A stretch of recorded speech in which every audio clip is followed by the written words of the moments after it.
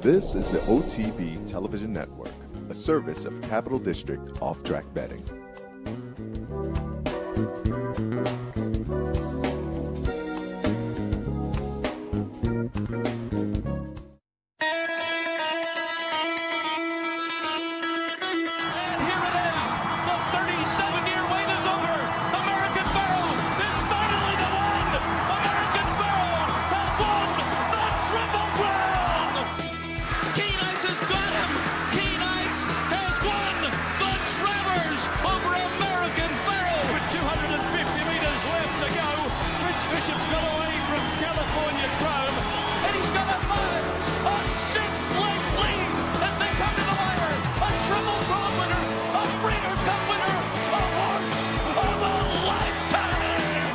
Broadcasting live from the Capital OTB studios, this is Racing Across America with Seth Merrow.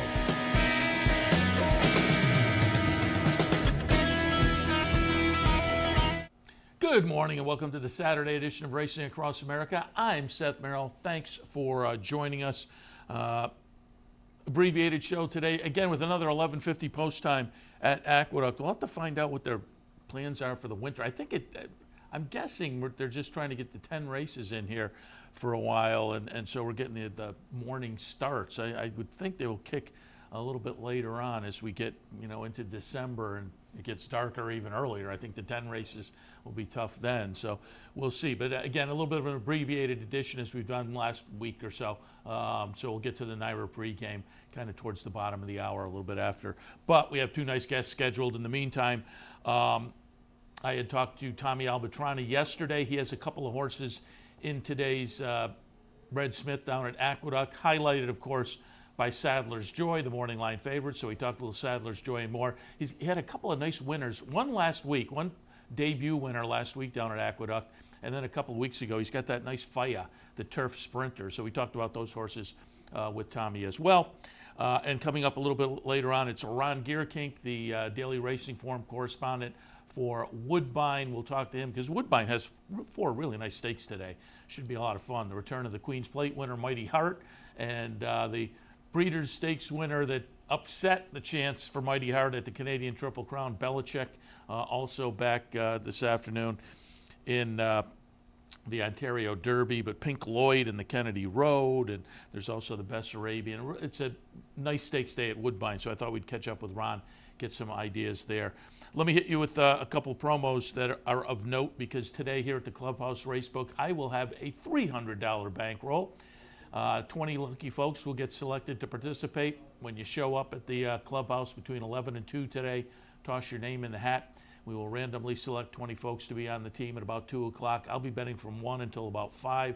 Try to take that $300 and kick it through the roof. At the end of the day, the team splits up the proceeds of the bankroll. So hopefully I do kick it through the roof. That's going to be the game plan. But it's always a lot of fun. If you're on the team or not, I'll be tossing out my selections and plays, and maybe something I toss out strikes a chord with you, and you can kind of play along and take your pops as well. Today at the Clubhouse Racebook, 711 Central Avenue in Albany, same location that tomorrow we have NFL Sunday. Every Sunday throughout the NFL football season, you can come here to the Racebook and watch all the football action and catch all the racing action as well. NFL Sundays here at the Clubhouse Racebook, 711 Central Avenue in Albany. All right, as promised, let's get to it. Yesterday, caught up with Tommy Albertrani. Again, he has Sadler's Joy in the Red Smith this afternoon down at Aqueduct, so we hit on that and more with Tom Albertrani. Happy to be joined now by Tom Albertrani. He has Sadler's Joy going in Saturday afternoon's Red Smith at Aqueduct. Tom, good morning. Good morning. How are you? Very good. Happy to talk to you about the venerable Sadler's Joy, who on the morning line, the 8-5 favorite. And I'm curious what your thoughts are going into Saturday afternoon. And first, wanted to pull up a replay of the Joe Hirsch Turf Classic. This is October 3rd. Sadler's Joy will run third in here. Channelmaker, Lucario, and then number 1 Sadler's Joy again running third. But it's interesting. On the Beyer scale, he fired a 104 Beyer in the Turf Classic, which matches his lifetime best 104 in the Turf Classic last year. and he came out of the Turf Classic last year to win the Red Smith. So talk a little bit about how he came out of this race, the Turf Classic this year, and how he's going into Saturday afternoon. Well, he came out of that race really good. He's been in good form. He's training as well as I've ever seen him train, and the horse just hasn't missed a beat in the last 4 years. He's just an amazing horse, and so consistent. We're very hopeful he'll put in a good effort this weekend. So all good, and he looks ready to go. And as I say, came out of the Turf Classic last year with that 104 lifetime best buyer, the same as he's doing this year. Do you see any similarities as compared to last year, how he's going into this year's version of the Red Smith? Well, I mean, if I have to compare last year to this year, he seems to be doing as well as ever. And he came out of the last race looking the same. So, he's very much on go, and hopefully we just see the same horse show up as he always does. You have a new jockey in Joel Rosario, guy jumping on board for the first time. What are your expectations there with Rosario hopping on board? I think Joel will fit him quite nicely. I think with his running style, Joel's a nice patient rider for him, and Javier did a great job with him over the years, and hopefully he'll get along well with him, and get him in the right spot, I'm sure, and hopefully we'll have something to finish with. And I'm just curious, as I say, a 7-year-old, he's just a war horse, comes out with his game face on every time and runs very well, over $2.6 million in the bank. You've had him from the beginning. What's it like to have a horse like this in your barn? Oh, it's so exciting. It means a lot when you have a horse like that in the barn for, especially over 4 years. Like, he's just part of the family. Very exciting every time he runs. He'll kind of keep you on pins and needles, though, with his running style. But, very exciting to watch him run. We always look forward to watching him. And hopefully we'll continue to see another big race this weekend. And then we'll kind of figure out what his plans are after that. Is there a game plan to continue on next year, or that's up in the air? It's kind of up in the air. We've been trying to see if we could find him a place where he could be a stallion. So far, we haven't gotten one yet, but we're still in the works. And, I don't know if we'll continue to race him next year. But, looking at the horse, you would never guess his age, that's for sure. He just seems to be thriving every day, and he just seems to enjoy what he's doing. Like I say, a war horse who fires every time. And I talked about it on the handicapping show a little bit earlier. I had the unfortunate DQ this year out of the Bowling Green win up at Saratoga, which, as I say, had to be disappointing for the team. But talk a little bit about, you've had him since the beginning. Has he changed at all? Attitude is, a guy becomes a 7-year-old professional. Have you seen a change in his attitude at all? There's been no change at all. He's still the same as the time he first came in when he was a 3-year-old. And if anything, he's much stronger, I think, now than he probably ever has been in his career. So, we're very excited, to have him. He's been good and healthy for us throughout the years, and it's just great to have. He's just a great addition to be part of the barn. So. Again, hopefully we'll see another good race from him. And again, won this race last year, so the defending champ. We wish you a lot of luck with him. You have another horse in the race as well, Tintoretto. This interesting past performance line. Started the career in America, then spent some time over in Germany, came back to America on the West Coast for a couple of starts, and has been in your barn for a while now. Tintoretto, a long shot on the morning line. But what are your thoughts for that one on Saturday afternoon?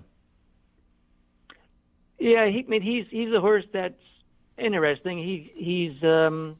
I think on his form naturally it looks like he has to step up a little bit, but I like the way he's been training since we've had him. He didn't run a bad race a couple of races back in the San Juan Capistrano, and then he had a lot of trouble in his allowance race after that. So he's a horse that definitely wants to get the distance, and we're hopefully we'll see this horse run well.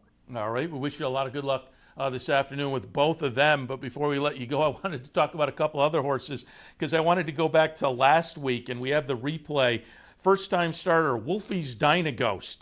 This was last Saturday afternoon down at Aqueduct. Wolfie's Dynaghost, a first-time starter, homebred from Woods Lane Farm, the same owners of Sadler's Joy, and Wolfie's Dynaghost gets it done at 33-1. The betting public did not see this first-time starter getting it done in the career debut. What were your expectations going in? Did he surprise you, or were you thinking he had this kind of talent to get it done first time out?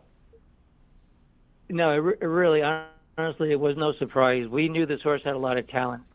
The only question in the back of my mind was, because of his pedigree, that would he actually race over the dirt as well as he trained over it? And that's something that you always kind of be a little cautious about. But he trained like a horse with a lot of talent, and he's a little different horse than Sadler's Joy. He does look like he's, better over the dirt than Sadler's Joy himself. So actually, we were pretty hopeful he would run well in theirs, and I really like the way he ran, and looks like he could have a very exciting future. Anything in the works for him, or you're just looking at the condition book? Well, right now, as we're getting closer to December, I think our plan is to get him down to Florida. We'll let him settle in and maybe run him long over allowance condition race, non-winners of 2, and hopefully, if he's as good as we think he may be, hopefully we'll be targeting some of the bigger races like the Holy Bullet or Sam Davis in the future. Yeah. So we're quite hopeful, keep our fingers crossed, and hopefully we could, get him in that kind of position where he's the talented horse. Well, we wish you the best of luck there. He certainly looked good first time out last week down at Aqueduct. Also want to congratulate you Thursday afternoon, Duress, nice winner there in an allowance race down at Aqueduct. But I did want to hit on one more horse and get maybe some future plans for Faya.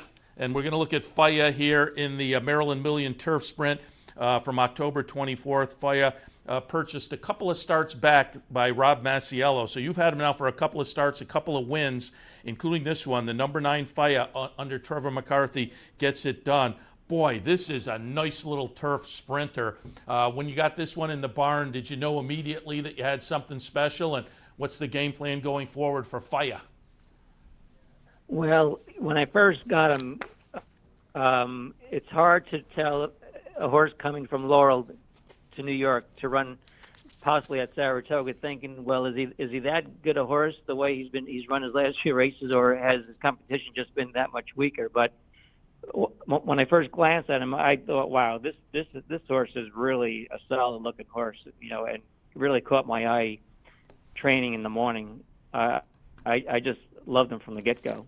And he threw in a couple of really good races. The first time we ran him at Belmont, he ran super. I mean, fast time over that race course, and he came back in Laurel over quite a deep track, which he didn't actually really handle that well, and he still managed to win. And going forward, we're looking to run him at Gulfstream on December 5th in the Claiming Crown.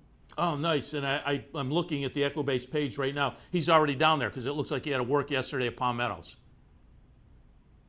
Yeah, he's been down there for a couple of weeks now, and we're going to prep him for that race on December 5th. Very good. So we'll look for him next down South Florida, December 5th. Again, it looks like a nice little turf sprinter in your barn as well. But wishing you a lot of luck Saturday afternoon with Sadler's Joy and Tintoretto. Tom, appreciate the time as always, and we will talk again in the future.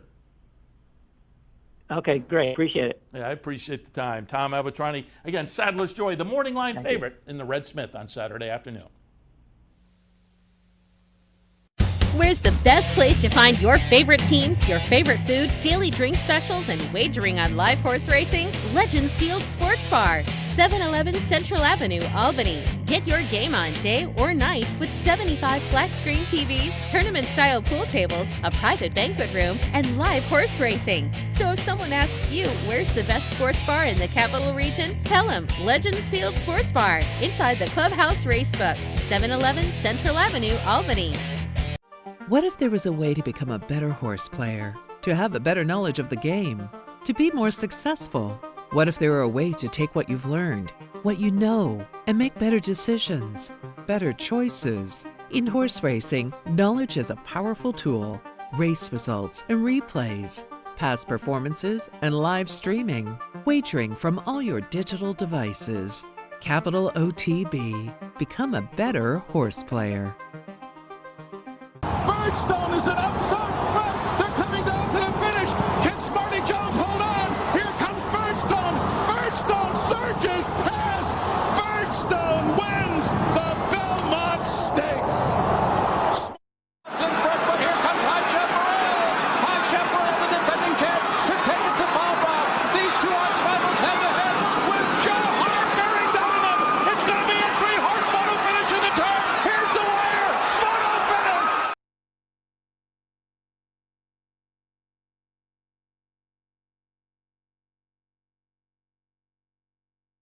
Welcome back to Racing Across America, and today Racing Across North America, because we're going north of the border with a nice stakes card up at Woodbine.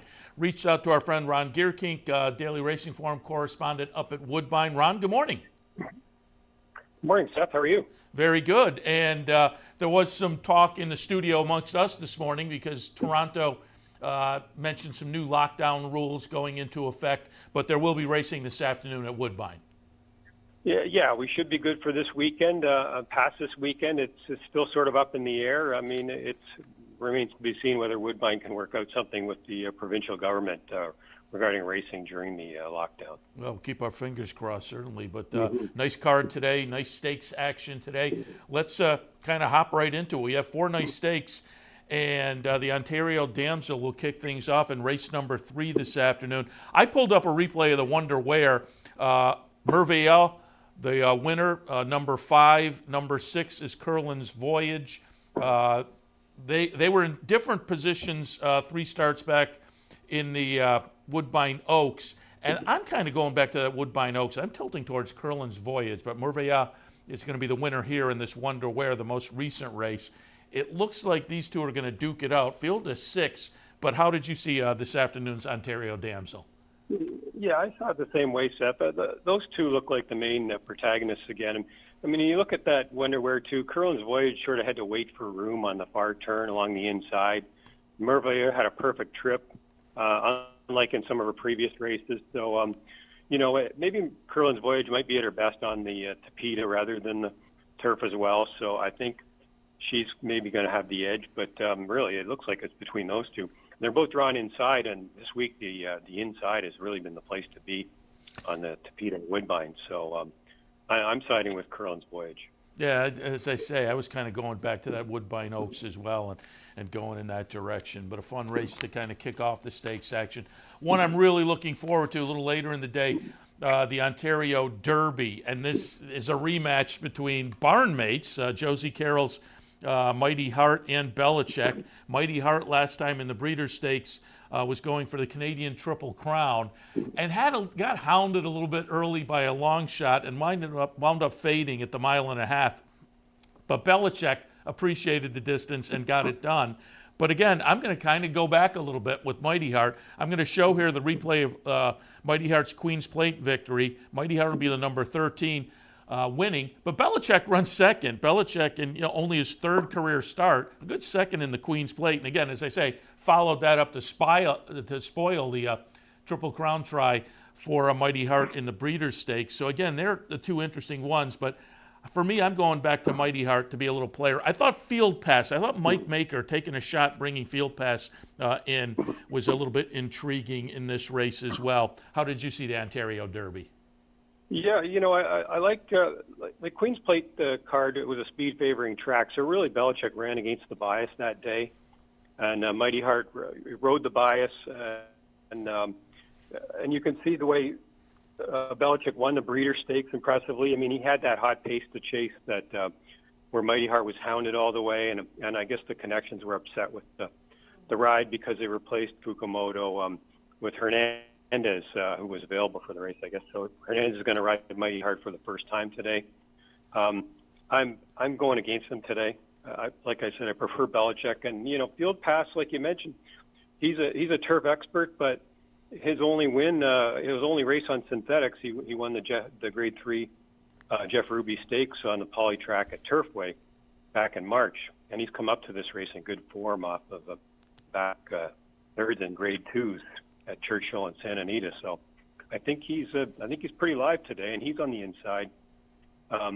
Maker hasn't run a horse here since 2018 when he had a stable here, and now he's got this invasion coming here for stakes races. So I give him a pretty good look. And don't forget Malibu Mambo on the outside. He looks like the clear speed. And if he gets to the rail on a clear lead, he could go all the way. I mean, he's coming in fresh, second time off a layoff, coming off a big allowance win. So I wouldn't ignore him either. For Kevin Attard, and I will ask you, I don't know how many people may have been in the press box at Woodbine that day watching the Breeders' Cup, but was there a sigh of disappointment as Starship Jubilee lost the rider at the start of the Breeders' Cup race? Oh, that was so disappointing. Yeah, very, very much so, yeah. I mean, it was a tough way to go out to end your career like that, but main thing is she came back good, and, tough to see, though. Yeah, I was rooting for her, certainly, because we had seen her do so well up here at Saratoga also. All right, let's move on a little bit later. The Kennedy Road, and this one is, for me, just sentimental pick. You always root for horses like Pink Lloyd, and, our visits up there, we've talked to Robert Tiller about the horse, and so I'll be rooting for that one, and just looks like, coming in obviously in very good form, 4 for 4 this year, 6 for 6 last year. So running a nice win streak. We're going to take a look at Pink.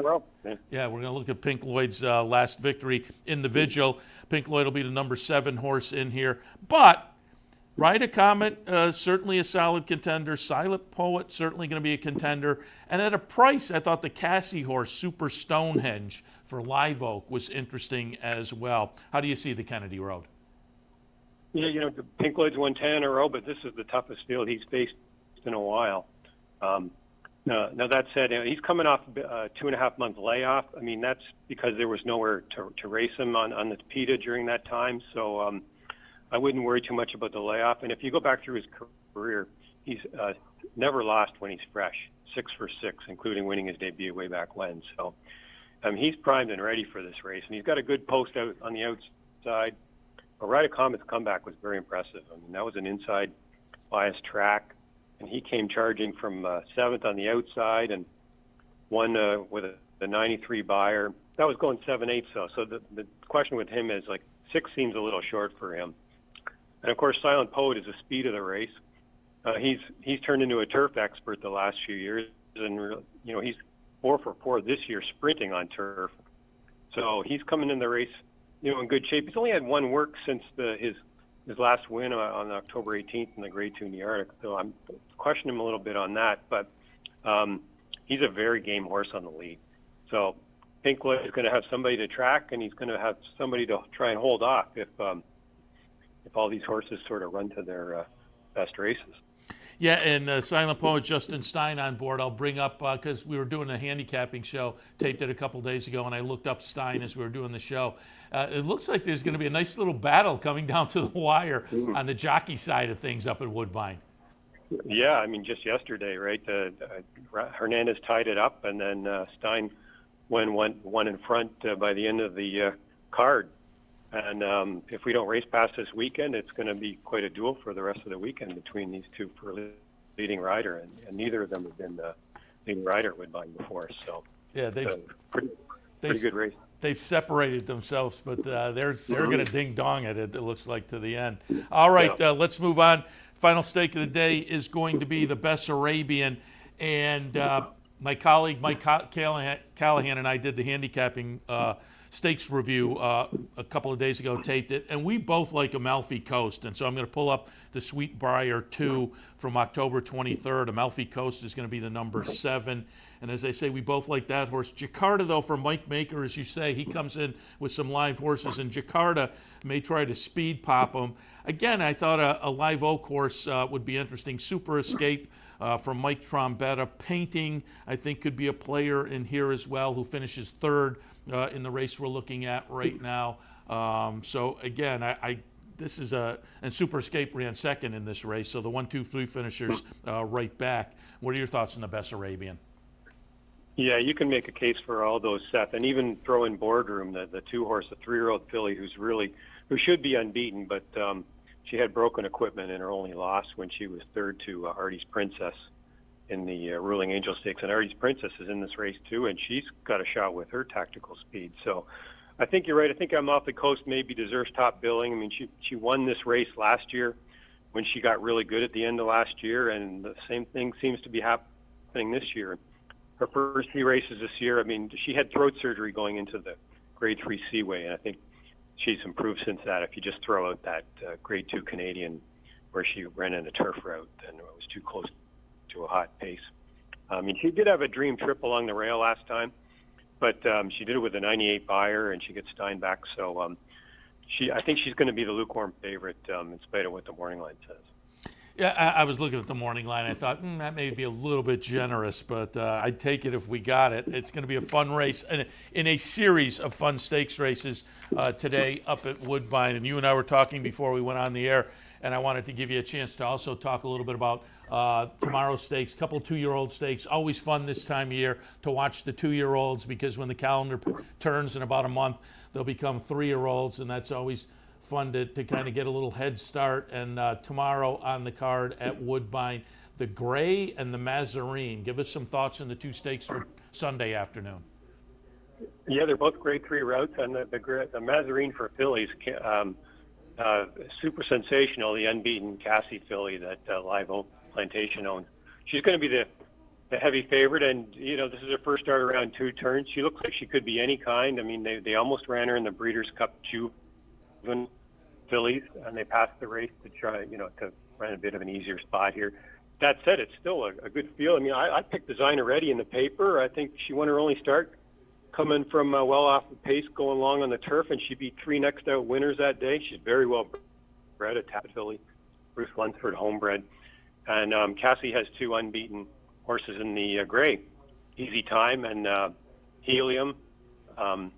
I like the 2 Kevin Attard horses in that race, Hadassah and Stephen. They both ran November 1st. Stephen won the Coronation Futurity, and Hadassah broke his maiden in the race before that with a 79 buyer. Actually ran a little faster than his stable maiden. They both worked together last Sunday in 101. So I kind of like those 2, and I picked Hadassah in the paper. Stein was named on both of them. We'll see who he picks. Oh, interesting. All right, that may be a little tip as well. It's interesting to see which direction he does go. Ron, always appreciate the conversation, and wishing you the best up there at Woodbine again with the current situation. Hopefully racing can work things out to keep plugging through, but it's a great stakes weekend regardless that will go on today and tomorrow up there. We appreciate the insights, and certainly we will talk again. We will, Seth. You're welcome. Appreciate it. Ron Gierkink, again, Daily Racing Forum correspondent for Woodbine, with a really, really nice stakes weekend today and tomorrow. All right, I'm going to wrap it up because I'm looking at the monitor, and they do have the coming up Andy Serling, Anthony Stabile talking horses with, again, the 11:50 post at Aqueduct today, an early start to the pregame show. So we will get to the NYRA pregame, but before we do that, let me just hit on, if you didn't see our stakes preview earlier this morning, or it was on social media yesterday, Mike Callahan and I, we went over some of the stakes, and I'll just remind you, the Native Diver this afternoon out at Del Mar. It'll go off our time about 4 o'clock. It's the second race at Del Mar. Short field, mid-courts in here. Looks like that's the direction folks will go, but again, a little short field in the Native Diver out at Del Mar. I mentioned it earlier, obviously, when we were talking with Tommy Albertrani at Aqueduct today, the Red Smith, Sadler's Joy for Tommy. I took a little pop with Red Knight for Bill Mott. We'll see how that race plays out. And finally, the Chaluki down at Churchill. Nice field here, too. Finite and Grand Cru Classe are the 2 that will certainly take the action. Woe Nelly may be an interesting horse if you're looking for an upsetter. Unique Factor also maybe a chance at a price. The last time that one was seen at Churchill, it was a victory. Gold Standard for Brad Cox, 2 for 3 at Churchill. I one might be interesting at a price too. That probably has to step it up a little bit, but again, if you're looking around, if you're shopping to beat the two logicals in there, Finite or Grand Cru Class A, there are a couple other opportunities. So there's some interesting stakes action on the agenda for this Saturday. You can see it here on the network all afternoon long, and we invite you to stay tuned throughout the afternoon, play and enjoy, and hopefully cash some tickets. Don't forget, if you want to stop at the Clubhouse Racebook this afternoon, we have the OTB Live Bankroll.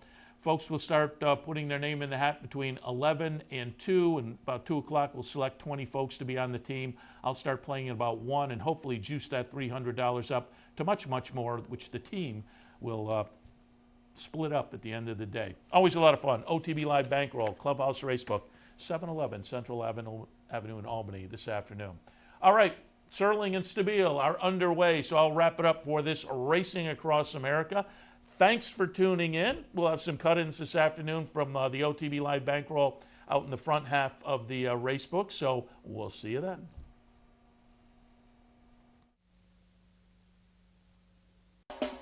You're watching OTB TV, a service of Capital Off-Track Betting.